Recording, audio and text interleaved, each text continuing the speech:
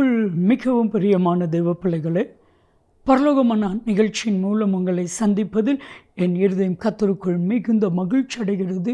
உங்கள் எல்லாரையும் இயேசு கிறிஸ்துவின் இன்ப நாமத்தினாலும் கிராஸ் டிவி ஊழியங்கள் சார்பாக என் அன்பின் வாழ்த்துக்கள். இன்றைய பரலோகமன்னா யாரும் உன்னை தொட முடியாது. எத்தனை பேர் நம்புறீங்க? எந்த மனுஷனும் என்னை தொட முடியாது, எந்த பிசாசின் சக்தியும் என்னை தொட முடியாது, எந்த உலகத்துடைய கிரியைகளும் என்னை தொட முடியாது. என் அன்பு தெய்வ பிள்ளைகளே, வேதாமத்தில் ஒரு மகிமையான வார்த்தை இருக்கிறது.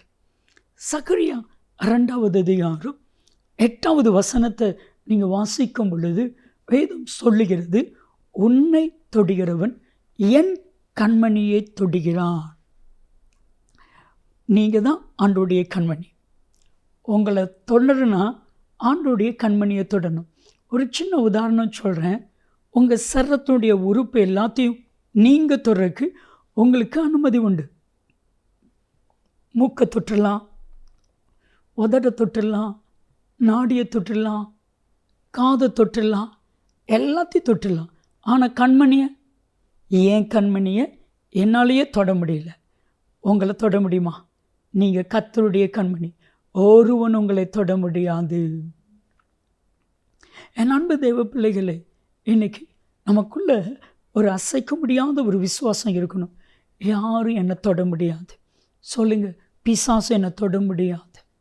கஷ்டம், பாடுகள், வேதனைகள் என்னை தொட முடியாது. ஏன்னா நான் கர்த்தருடைய கண்மணி. நான் கர்த்தருடைய கரத்தில் இருக்கிற தெய்வ மனுஷன், தெய்வ மனுஷி. உங்களை யாரும் தொட முடியாது. யோசுவா என்கிற இளம் ஊழியரை பார்த்து மோசே மூலமாய் கர்த்தர் தீர்க்க தரிசனமாய் சொன்னார். யோசுவாவின் புத்தகம் 1 அதிகாரம் 5வது வசனத்தை வாசித்து பாருங்க. நீ உயிரோடு இருக்கும் நாளெல்லாம், அதில் அண்டர்லைன் பண்ணுங்க, நீ உயிரோடு இருக்கும் நாளெல்லாம். அப்போ வாழ்நாள் முழுவதும். இது வாக்கு தத்துவம், ஆயுள் கால வாக்கு தத்துவம். எப்படி? ஆயுள் கால வாக்கு தத்துவம். வாழ்நாள் முழுவதும் நீ உயிரோடு இருக்கும் நாளெல்லாம் ஒருவனும் உனக்கு முன்பாக எதிர்த்து நிற்பது இல்லை. உன்னை தொட முடியாது, உன்னை எதிர்க்க முடியாது. நான் மோசேயோடு இருந்தது போல் உன் கூட இருப்பேன். நான் உன் கூட இருந்து உன்னை நடத்துவேன். நான் உன் கூட இருந்து உன்னை ஆசீர்வதிப்பேன். நான் உன் கூட இருந்து உன்னை உயர்த்துவேன். நான் உன் கூட இருந்து பாதுகாப்பேன். நான் உன் கூட இருந்து உன்னை மேன்மைப்படுத்துவேன். ஆண்டவர் நம்ம கூட இந்த எல்லாத்தையும் செய்வார். நான் சொல்லட்டுமா? கர்த்தர் உங்கள் கூட இருக்கும் பொழுது யாராலையும் தொட முடியாது. ஊழியத்திற்கு ஒரு கிராமம் ஒன்றிலே ஆண்டவருடைய ஊழியத்தை செய்வதற்காக நான் கடந்து சென்றிருந்தேன். அவங்க நிறைய விவசாயம் பண்ணிக்கிட்டு இருக்கிறாங்க. அந்த தோட்டத்தில் ஒரு பெரிய தோட்டம், உட்காந்து பைபிள் படிச்சுட்டு இருந்தேன். நிறைய கோழி வளர்க்குறாங்க.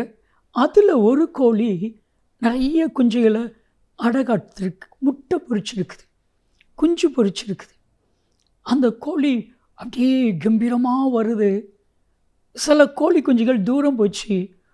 ஒரு கல்லாப்பிராந்து வேகமாக அந்த கோழி கொஞ்சம் தூக்க வரும் பொழுது இந்த கோழி சட்டையை அடிச்சுட்டு பறந்துச்சு பாருங்க. ஒரு பெரிய கல்லாப்பிராந்த ஒரு கோழி விரட்டுச்சு. அடுத்த நிமிஷம் எல்லா குஞ்சுகளும் அந்த சட்டைக்குள்ளே வந்துட்டு. என் அன்பு தெய்வ பிள்ளைகளை, ஒரு கோழி குஞ்சை தொடருக்கு அந்த கோழி அனுமதிக்கிறது இல்லை. உங்களை பிசாசு தொடருக்கு கர்த்தர் அனுமதிப்பாரா? அனுமதிக்கவே மாட்டார். ஜெபிக்கலாமா? தகப்பனே, இவர்களை தொட ஒருவருக்கும் அதிகாரம் இல்லை. இயேசுவின் நாமத்தில் ஜெபிக்கிறோம் ஜீவனுள்ள பிதாவே, ஆமென், ஆமென். நன்மையும் கிருபையும் ஆசீர்வாதங்களும் நிச்சயமாக உங்களை தொடரும்.